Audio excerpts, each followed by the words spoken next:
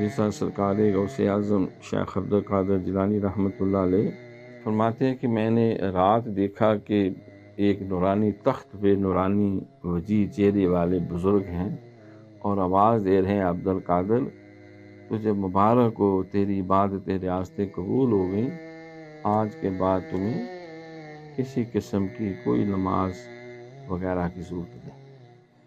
تو آپ نے فرمایا میں سرکار دو جہاں صلی اللہ علیہ وسلم سے بھی زیادہ نیک ہو گیا کیا؟ صدیق اکبر سے، فاروق اعظم سے، عثمان غنی سے، علی مرتضیٰ، صحابہ سے، ان کو کسی کو معاف نہیں ہوئی، نہ نماز، نہ روزہ، نہ حج، نہ زکوٰۃ، اور ہر امر خیر ان کے لیے لازم ہوا۔ تو کیا میں ان سے بھی بڑھ گیا ہوں؟ یہ خدائی آواز نہیں، یہ شیطانی آواز ہے۔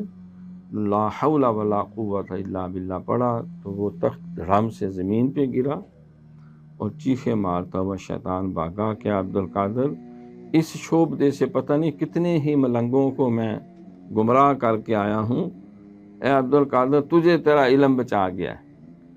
تو فرمایا وقت مجھے جاتے ہوئے پھر دھوکہ دیتا ہے، مجھے میرے علم نے نہیں، اللہ کے فضل نے بچا لی۔